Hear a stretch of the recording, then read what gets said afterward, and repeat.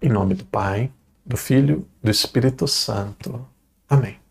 Queridos irmãos e irmãs, sejam muito bem-vindos hoje para o dia de número 286. Com a graça de Deus, vamos meditar os capítulos 13 e 14 de São Lucas. Pai nosso que estais no céu, santificado seja o vosso nome. Venha a nós o vosso reino.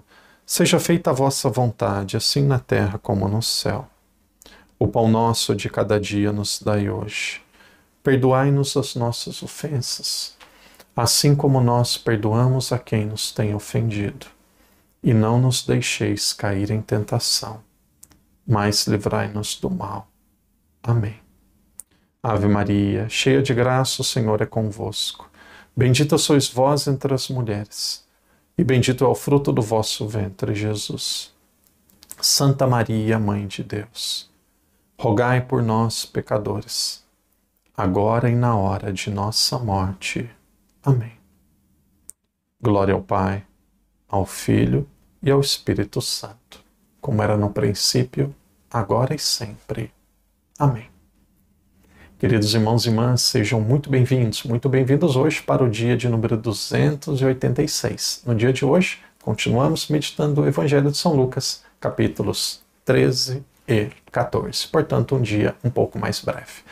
No dia de ontem, o padre introduzia dizendo que essa segunda parte do Evangelho de São Lucas, que começa no capítulo 9, versículo 51, Jesus ele toma a firme decisão de ir para Jerusalém. Aqui não é João Batista, mas são os apóstolos que preparam o caminho de Jesus.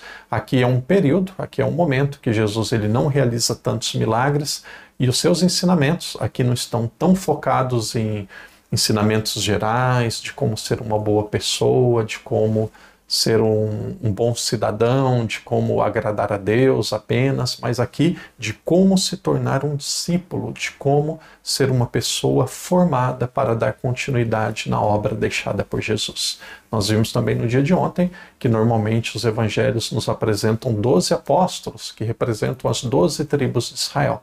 Mas em São Lucas nós temos aqui um dado novo. Jesus ele diz, ou o texto diz que Jesus tinha 72 ou 70 discípulos. O que significa isso? No livro de Números, capítulo 11, diz que Moisés, que era a maior de todas as referências ali do Antigo Testamento para os judeus, ele tinha 70 seguidores. Esses 70 seguidores eram pessoas que tinham o seu espírito. É como se fossem a continuação de Moisés. Então, se o número 12 representa as tribos de Israel, Jesus ele dizendo que ele era uma sequência, que ele era uma continuação das tribos de Israel. Esse número aqui de 70 discípulos é como se fosse também dizendo que Jesus era um novo Moisés, que era alguém que representa Moisés no Novo Testamento. Naturalmente, alguém muito maior do que Moisés. Porém, ali no período final, na última ceia, o Evangelho de São Lucas também mostra que ficaram apenas 12 discípulos, 12 apóstolos. Se ontem nós vimos a necessidade, a exigência, ou algumas necessidades como a radicalidade, deixar pai, deixar mãe, deixar até que os mortos sejam enterrados pelas pessoas que ficaram, que aqueles que seguirem Jesus não vão ter nenhum de reclinar a cabeça. Aqui fica um grande questionamento, como que alguém pode achar que o evangelho é um meio de enriquecimento, teologia da prosperidade, todas essas coisas. Então, no dia de ontem nós vimos a exigência de seguimento. Hoje nós vamos ver o texto, ou algumas parábolas, alguns textos falando sobre o reino de Deus. Como que é a dinâmica do reino de Deus. Poderíamos até traduzir em outras palavras, o convite para o reino de Deus. E aí nós temos algumas parábolas, e a primeira delas é a parábola da mostarda. Parábola da mostarda é muito conhecida por todos nós. Parábola da mostarda, ela representa como se fosse um pequeno grão, e como se fosse uma pequena semente. A mostarda, quem já viu, é uma pequena semente. Parábola da mostarda, um convite ao reino de Deus. O reino de Deus ele sempre foi muito comparado por várias pessoas como a igreja. A igreja, ela nasce pequena e a igreja, através dos seus sacramentos, ela é uma antecipação. A igreja é um sinal daquilo que será o céu, daquilo que será a eternidade. Então, a igreja, ela é um grande sinal do reino de Deus. E aí, o grão de mostarda pode representar a igreja, pode representar como que a igreja foi se desenvolvendo. Existe outra compreensão, os santos da igreja dizem isso. Aqui nós temos São João Crisóstomo, um grande padre da igreja. Ele diz que o grão de mostarda, ele significa a fé. Padre, qual a relação entre um grão de mostarda e a fé? O grão de mostarda, quando ele apanha, quando ele sofre, quando ele é triturado, ele se perde na terra, aí ele dá vida, aí ele cresce, aí ele se torna fruto. Então, com a nossa fé, para a nossa fé ela se tornar grande, para a nossa fé ela se tornar robusta e ela de fato agradecer a Deus, ela precisa fazer o mesmo processo de um grão de mostarda. Precisa sofrer, precisa ser provado, precisa passar por desafios e aí sim vai alcançar a maturidade, aí sim vai produzir frutos de fato. Existe ainda uma outra explicação para o reino de Deus e para esse grão de mostarda que representa o reino de Deus, dizendo assim, o grão de mostarda é como se fossem os mártires. Os mártires são aqueles que deram a vida por causa de Jesus. E aqui o que significa um mártir? Um mártir significa alguém que se consumiu. Novamente, a exemplo da fé, alguém que foi triturado, alguém que foi provado, e à medida que ele derramou o seu sangue, que ele deu a sua vida, o seu ensinamento, o seu testemunho, ele se espalha pelo mundo todo e muitos vão seguir a Cristo através do exemplo dele. Então, quando nós vimos o grão de mostarda aqui, nós podemos ver um exemplo da fé, um exemplo também dos mártires, daqueles que são santos, que é alguém que morre para o mundo, mas depois produz muito e muito fruto. Um outro texto, no dia de hoje, nós temos muito contato com esse texto, é o texto da porta estreita. Nós temos aqui o capítulo 13, nos versículos de 22 a 30 do Evangelho de São Lucas, o texto falando sobre a porta estreita. O que é a porta estreita? A porta estreita, aqui eu penso que vamos começar pelo ensinamento de um santo, São Cirilo de Jerusalém. Ele diz assim, a porta estreita significa a tribulação e a paciência dos santos. Assim como a vitória nos combates atesta o valor do soldado, o modo e a tolerância aos trabalhos e às tentações o torna ilustre. Em outras palavras, a tribulação e a paciência dos santos, ela é provada, ela é desafiada, e aí depois, quando alguém se torna santo, quando alguém consegue vencer tribulações, quando alguém consegue desenvolver essa grande virtude, que é a virtude da paciência, essa pessoa ela passa pela porta estreita. O que é passar pela porta estreita? É uma pessoa que é capaz de vencer as tribulações, uma pessoa que ela é paciente. Então aqui é um ensinamento de um grande santo da igreja, de São Cirilo. Para mim, o pensamento principal, o ensinamento principal dessa parábola é a porta estreita significa que nós temos liberdade e que nem todos serão salvos. Existem pessoas que dizem assim, o inferno não existe, todos vão para o céu. Seria muito bom se todos fossem para o céu e todos vivessem para sempre e eternamente com Deus. Porém, Deus ele respeita a liberdade do ser humano. Tem pessoas que não querem ir para o céu. Tem pessoas que não querem estar unidas a Deus. Tem pessoas que livremente se separaram de Deus. E Deus ele é justo. Então uma pessoa que não quer alcançar a vida eterna, veja, uma pessoa que zomba de Deus ou uma pessoa que vive em pecado mortal, essa pessoa ela não passa pela porta estreita. Por quê? Porque aqui é uma liberdade de cada um, aqui é uma escolha pessoal e Deus ele respeita a liberdade de cada um. Se só existisse o céu, se todos fossem salvos, nós teríamos aqui seguramente uma grande contradição. Por quê? Porque a pessoa humana, o ser humano, ele não teria mais liberdade de escolha. Todo mundo seria obrigado a ter o mesmo destino, o mesmo fim. E Deus ele quer que nós sejamos salvos, ele quer que nós alcancemos a vida eterna, mas ele respeita a liberdade de cada um. Ainda no capítulo 13, nós temos uma passagem que fala sobre Herodes. Então Herodes ele queria saber quem era Jesus e ele vai pedindo sinais sobre quem é Jesus, o que Jesus está realizando.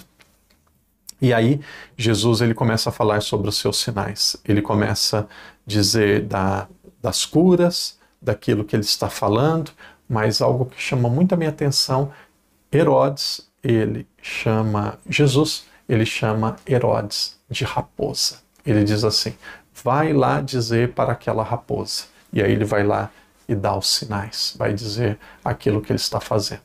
Quando nós vemos Jesus chamando Herodes de raposa, aqui nós temos um grande exemplo de coragem, um grande exemplo de liberdade. Jesus chamando Herodes de raposa, Jesus ele mostra da sua liberdade de ser aquilo que ele deveria ser, ou seja, alguém que veio servir a verdade, veio servir a Deus. Costumo dizer assim que um homem, ele deve ter 3 características, ele deve ter 3 sinais que ele é um homem nobre. As mulheres também têm as suas características, mas um homem ele precisa ser uma pessoa de fé. Um homem ele precisa ser uma pessoa de caráter. Um homem precisa ser uma pessoa de coragem. Coragem. Um homem viril, um homem corajoso. Não significa bruto, mas um homem corajoso. E aqui nesse texto nós percebemos toda a coragem de Jesus. Um homem profundamente corajoso, até para chamar Herodes de raposa.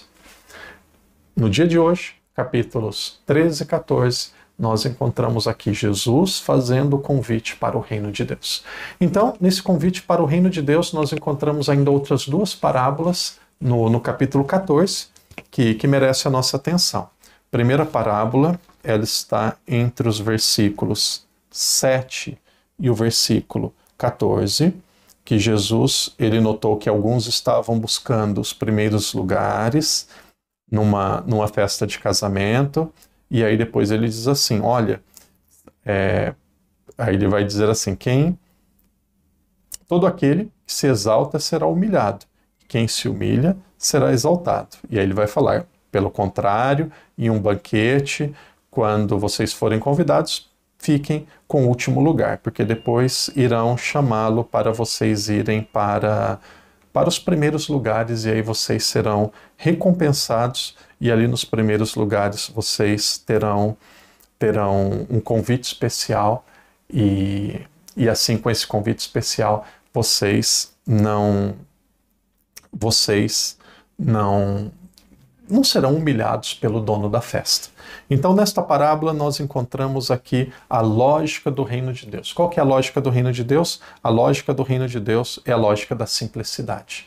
E aí, alguns poderiam até questionar assim, será que Jesus ele está dizendo que nós não devemos convidar? O texto também diz sobre convidar, que nós devemos convidar para as festas, nós devemos convidar para os banquetes pessoas que não podem nos dar recompensa. E aí muitos poderiam perguntar assim, mas será que eu não posso convidar um familiar? Será que eu não posso convidar um amigo? Por que eu tenho que convidar somente os pobres, somente aqueles que têm mais problemas e necessidades?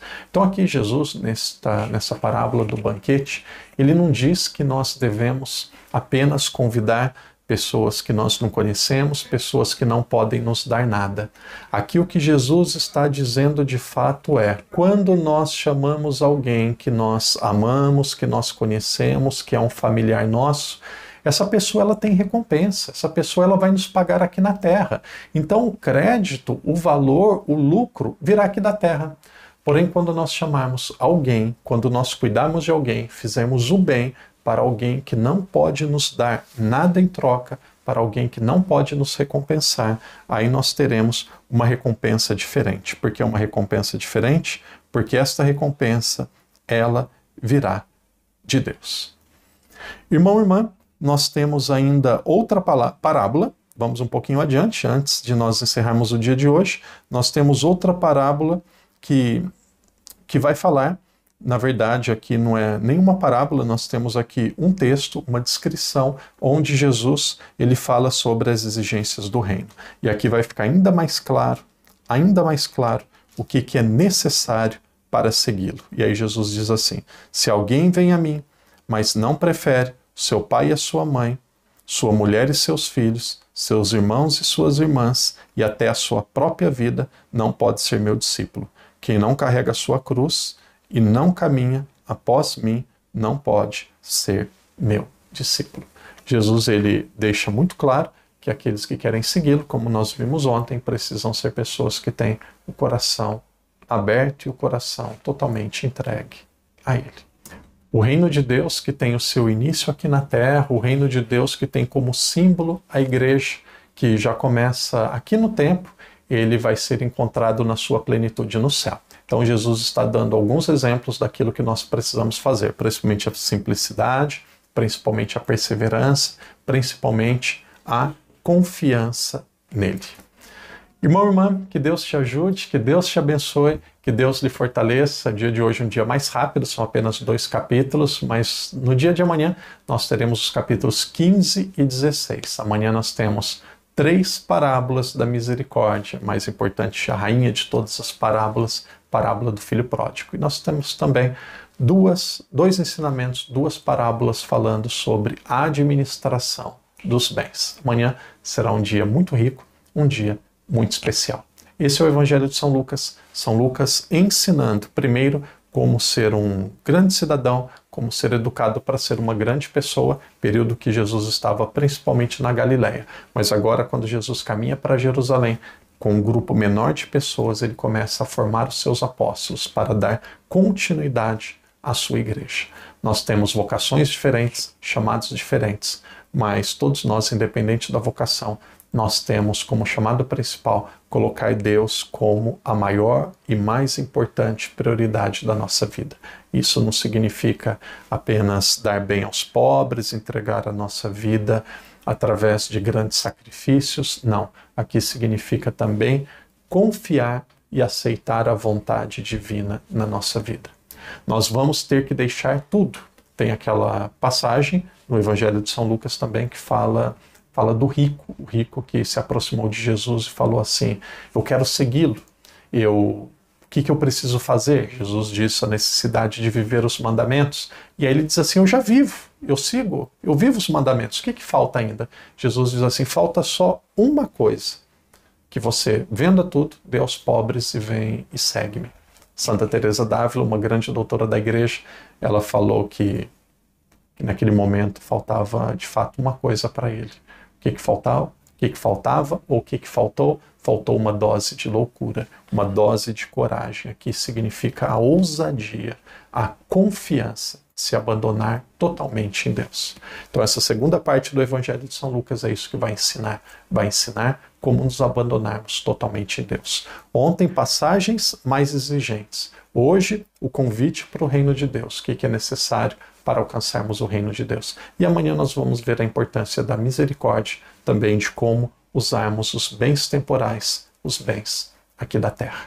Irmão, irmã, que Deus te abençoe, que Deus te proteja. Se você acompanha pela internet, o Padre pede que você coloque ali os comentários de como está sendo a sua experiência. Com a graça de Deus, vamos avançar e vamos continuar aprofundando, conhecendo o Senhor, porque a nossa fé ela se fortalece quando ela é esclarecida. Católico também tem todo o direito de ler a Bíblia, de conhecer a Bíblia. E quando nós ouvimos os vídeos, mas principalmente lemos, meditamos e temos o contato direto com a Sagrada Escritura, percebemos como a Bíblia é transformadora na nossa vida. Perseverança, vamos adiante, que Deus te abençoe, que Deus te fortaleça, que através da Sagrada Escritura sejamos formados como discípulos do Senhor. Que Deus te abençoe. Em nome do Pai, do Filho e do Espírito Santo. Amém. Fique com Deus e até amanhã, se Deus quiser.